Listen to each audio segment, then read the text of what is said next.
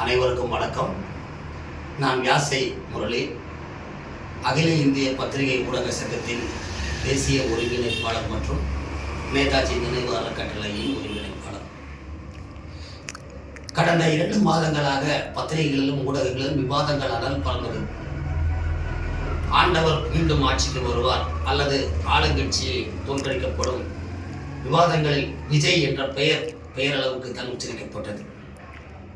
இன்று மே 4 தமிழகத்தில் ஒரு வரலாறு மாற்றப்பட்டிருக்கிறது. இந்த பதிவு எதற்காக என்றால், இது ஒரு 10 நிமிட பதிவு. எவ்வளவோ வேலைகளுக்காக என்னென்னமோ பார்க்கிறோம், கேட்கிறோம். முடிந்தால் முழுமையாக கேளுங்கள், மனம் இருந்தால் மற்றவர்களுக்கு பகிர்ந்தோம். விஜய் ஆட்சிக்கு வந்துவிட்டார், ஜனநாயகம் செத்துவிட்டது. அறிவாளிகள் மேதாவிகளின் பேச்சை காலையிலிருந்து கேட்டுக் கொண்டிருக்கிறது. பல ஊடகங்களில் விவாதங்கள் நடந்து கொண்டிருக்கிறது. விஜய்க்கு என்ன தெரியும், எப்படிப்பட்டவர், என்ன செய்ய போகிறார் என்று மக்கள் யோசிக்கவில்லை. ஒரு மாற்றம் வேண்டும் என்று யோசித்திருக்கிறார்கள். எனக்கு அரசியல் ஆழ்ந்த ஈடுபாடு கிடையாது. ஆனால் நான் கமல்ஹாசனுடைய தீவிர பக்தன், வெறியன், விசுவாசி. 90களிலிருந்து அரசியலை பார்வையிட்டு வருகிறேன். எங்கும் விவாதங்களுக்கு சென்றதில்லை. ஏனென்றால் அவதூறு பார்ப்பதால் வதந்தி பார்ப்பது. அந்த கமலஹாசனுடன் 7 ஆண்டுகள் பயணித்தேன். துரோகத்தின் விளைவு என்ன என்று கண்டுபிடித்தேன். அரசியலை விட்டு ஒதுங்கினேன். இன்று காலை ஒரு மேதாவி பேசுவதை கேட்டேன். அதிகாரிகள் இனிமேல் ஆட்டம் போடுவார்கள், அப்படி பண்ணுவார்கள், இப்படி பண்ணுவார்கள். தயவு செய்து புரிந்து கொள்ளுங்கள் மக்களே. 234 தொகுதிகளில் ஜெயித்தவர்கள் யார் என்று நமக்கு தெரியாது. ஆனால் தோற்றவர்கள் யார் என்று தெரியும். ஒற்றை காரணம், 233 தொகுதிகளில் 234 233 தொகுதிகளில் விஜய் நிற்கிறார் என்று சொல்லிதான் மக்கள் வாக்களித்திருக்கிறார். விஜய் இவ்வளவு பெரிய வெற்றி பெறும் என்று எந்த அரசியல் நிபுணர்களும் ஆராய்ச்சி பண்ணவில்லை, கணிக்க முடியவில்லை. ஆனால் நடந்திருக்கிறது. குழந்தைகள் சொன்னார்கள், விஜய்க்கு தான் ஓட்டு போட வேண்டும், இல்லை என்றால் உங்களிடம் பேச மாட்டேன், அதனால் போட்டார்கள். இங்கு நடந்திருப்பது ஒரு சுனாமி, அரசியல் சுனாமி. ஏன் திமுக சொல்கிறார்கள்? நான் திமுக சொல்லி இவர்கள் மட்டும்தான் மாறி மாறி ஆட்சிக்கு வர வேண்டுமா? 60களில் காங்கிரஸ் ஆண்ட போது சென்னை ராயபுரம் ராபின்சன் பூங்காவில் 5 பேர் அமர்ந்து ஆரம்பிக்கப்பட்ட கட்சி திமுக. அந்த திமுக ஜெயித்த போது யாரும் சொல்லவில்லையே இவர்கள் என்ன செய்ய போகிறார்கள் என்று. கொள்கைகளை வகுத்து வந்தார்கள், கொள்ளையடிப்பதை நோக்கமாக கொண்டார்கள். 1000 ரூபாய் சொத்து மதிப்பு காட்டியவரின் இன்றைய சொத்து மதிப்பு 1000 கோடிகள்.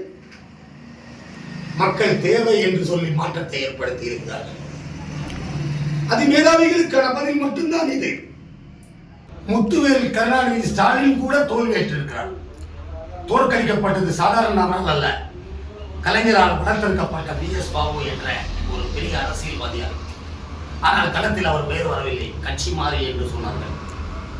இன்னொன்று சொல்கிறார்கள், 90% அதிகாரிகள் தான் ஆட்சி செய்கிறார்கள். அண்ணா திமுக வந்தாலும் சரி, திமுக வந்தாலும் சரி, காங்கிரஸ் வந்தாலும், பிஜேபி வந்தாலும் 90% முடிவுகளை அதிகாரிகள் தான் எடுக்கிறார்கள். நேர்மையான அதிகாரிகள் இருக்கத்தான் செய்கிறார்கள். அவர்களை இனம் கண்டு ஆட்சியை நடத்துவதற்கு விஜய் தகுதியானவர் என்று தமிழக மக்கள் நம்புகிறார்கள். அதன் விளைவுதான் இந்த சுனாமி. அன்பு நண்பர்களே, அண்ணா சொன்னது போல் மக்கள் தீர்ப்பு மகேசன் தீர்ப்பு. 2011 SIR எடுக்கப்பட்டது. 50% வாக்குகள் தான் விழுந்தது. ஆனால் இந்த 2025 SIR நடந்த போது முதலில் இருந்த கட்சியும் அண்ணா திமுக தான், அதற்கு பின்னர் களப்பணி ஆற்றியதும் திமுக தான். SIR செத்து போனவர் பெயர் மாற்றப்பட்டது, இரட்டை வாக்குரிமைகள் நீக்கப்பட்டது. சரியான தேர்தல், 84% தேர்தல்.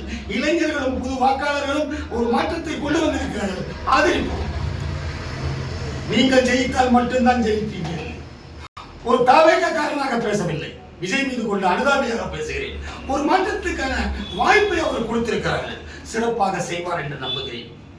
விஜய்க்கும் திரிசாவுக்கும் தொடர்பு, விஜய் வீட்டில் பிரச்சனைகள், என்னென்னமோ கொண்டு வந்தீர்களே, என்னாச்சு? இன்னும் சொல்ல போனால் களத்தில் இறங்கி சரியாக பிரச்சாரம் கூட செய்யவில்லை. 41 பேரை காவு வாங்கிய கரூர் சம்பவத்தை பெரிதுபடுத்தினீர்கள், அவரது குடும்ப பிரச்சனையை பெரிதுபடுத்தினீர்கள். ஆனால் ஒன்றை ஞாபகப்படுத்துங்கள், 3 விஷயங்களை சொல்லி முடிக்கிறேன். நீங்கள் கவலைப்படுவது போல் எல்லோரும் புதுமுகங்களாக இருந்தாலும் விஜய் சொன்னால் நடைமுறைப்படுத்தக்கூடிய அனுபவசாலிகளும் உண்டு.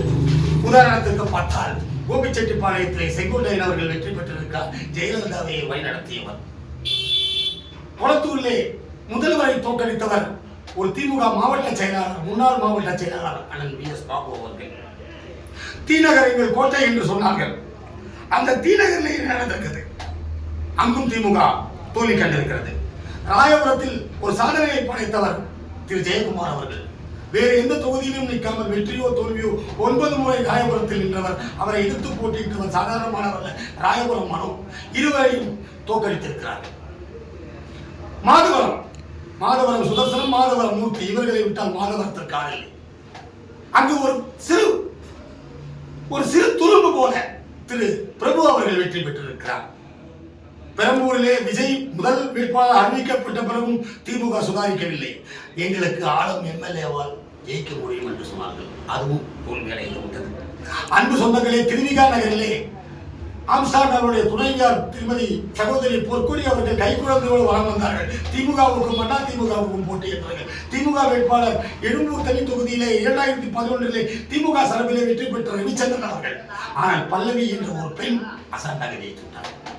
மதுரை மத்தியிலே நல்ல அமைச்சர், நிர்வாகத்துக்கு பேர் போனவர், படித்தவர், பண்பாளர் பி.டி. பழனிவேல்ராஜன் என்றார். அவரை எதிர்த்து கமல் ரஜினி படம் வேண்டாம் என்று சொல்லி சுந்தர் சி நின்றார். ஆனால் முஸ்தபா என்ற இளைஞர் வெற்றி பெற்றார். ஏன் இவர்கள் மூலம் மாற்றம் கொண்டு வரக்கூடாதா? 234 தொகுதியில் ஜெயித்துள்ளார்கள். காவிரியை பற்றி இவர்களுக்கு என்ன தெரியும்? முல்லை பெரியாரை பற்றி என்ன தெரியும் கேட்கிறேன். சாதாரணமாக சொல்கிறேன், எந்த விசுவாசமும் இல்லாமல் சொல்கிறேன். ஒரு எதிர்பார்ப்பு, நானும் மாற்றத்தை விரும்பினேன். மாறிவிட்டது தமிழகத்தினுடைய அலங்கோலம். அலங்காரம் செய்வது விஜயின் கடமை. பொறுத்திருந்து பார்ப்போம் இந்த கட்சி என்ன செய்ய போகிறது என்று. இந்த கட்சியில் சேர்ந்து விட்டீர்களா என்று என்னை கேட்டால், இல்லை, ஒரு மாற்றத்துக்கான அடிக்கோல் நாட்டி இருக்கிறேன், அவருக்கு ஆதரவு கொடுப்போம், பொறுத்திருந்து பார்ப்போம், அவர் என்ன செய்கிறார் என்பதை நாம் கண்டுபிடிப்போம். திறமையான அதிகாரிகள் இருக்கிறார்கள், திறமையான நிர்வாகத்தை கொடுப்பார்கள். அவர்களைப் போல இவர்களும் வாக்குறுதி கொடுத்திருக்கிறார்கள். மகளிருக்கு மாதம் 2500 ரூபாய், வருடத்திற்கு 6 சிலிண்டர்கள், எல்லாத்தையும் கொடுக்கட்டும்.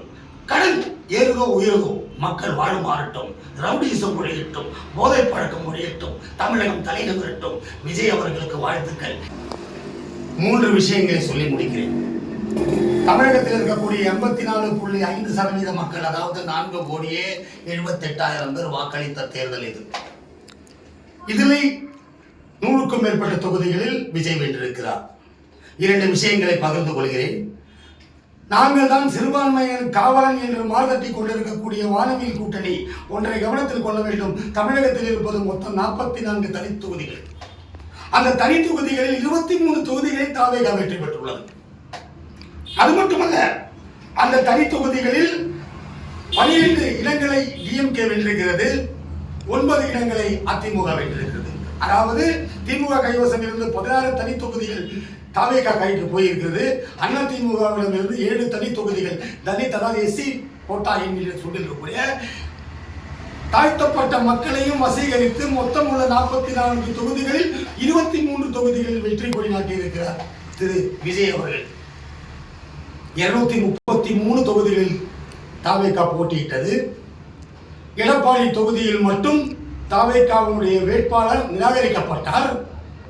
21ஆம் தேதி இரவு, தேர்தல் 23, 21ஆம் தேதி இரவு விஜய் ஒரு வீடியோ வெளியிடுகிறார். இந்த நபருக்கு வாக்களியுங்கள், இவர் எங்களது ஆதரவு பெற்ற வேட்பாளர் என்று சொல்கிறார். தமிழகத்திலேயே 95,000 வாக்குகள் வித்தியாசத்தில் வெற்றி பெற்ற ஒரு வேட்பாளராக முன்னாள் முதலமைச்சர் எடப்பாடி பழனிசாமி இருக்கக்கூடிய சேலம் மாவட்டம் எடப்பாடி தொகுதியில் அந்த சுயேச்சை ஒரு நாளுக்கு முன்னால் விஜய் சொன்ன ஒரே காரணத்துக்காக பெற்ற வாக்குகள் 52,000.